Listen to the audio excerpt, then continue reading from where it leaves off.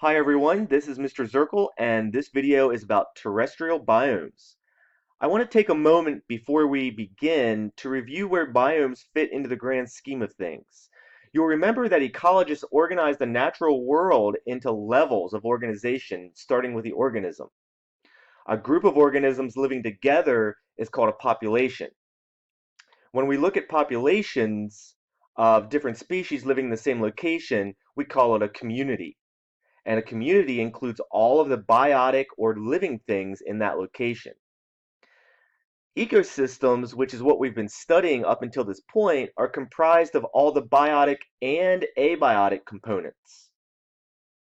Biomes, which is what we'll be discussing today, are groups of groups of ecosystems that share similar climate and dominant communities. Specifically, we'll be looking at terrestrial biomes, or land-based biomes, and we'll be taking a look at 9 of them. We'll start near the equator and we'll work our way toward the poles. The first biome we'll take a look at is the tropical rainforest located near the equator. Tropical rainforests make up only about 2% of Earth's land surface, but they contain over half of all known plant and animal species. They experience high rainfall, high humidity, and warm temperatures year-round, averaging somewhere between 70 and 85 degrees Fahrenheit. Tropical rainforests are dominated by broadleaf evergreen plants and have high net primary productivity. The rainforest is usually broken into layers, with the top section forming a dense layer called the canopy. Below the canopy is the understory, and below that, the forest floor, which receives only about 2% of the sunlight.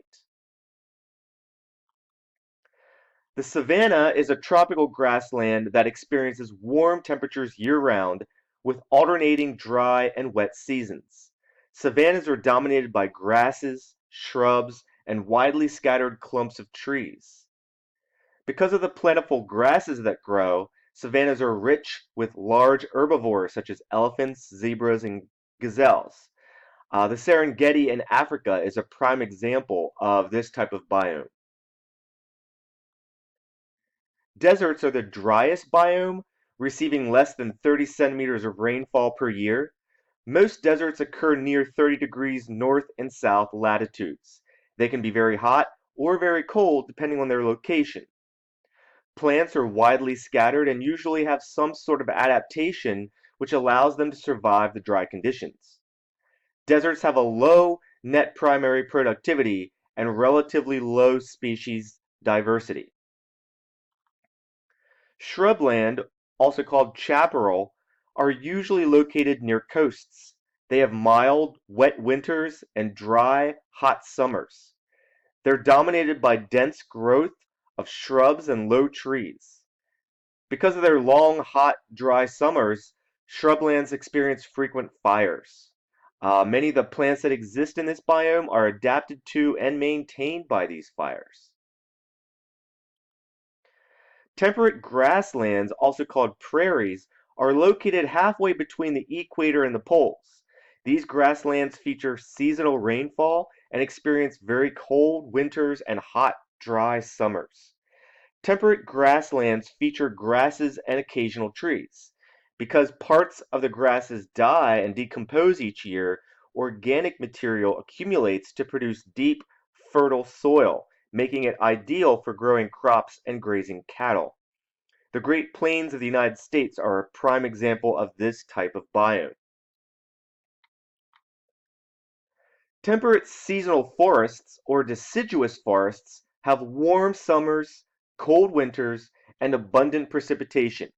They're dominated by broadleaf deciduous trees that lose their leaves in the winter, such as oak, maple, and hickory.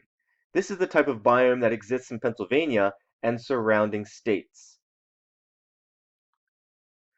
Temperate rainforests are found near coasts and have mild winters, cool summers, and ample precipitation.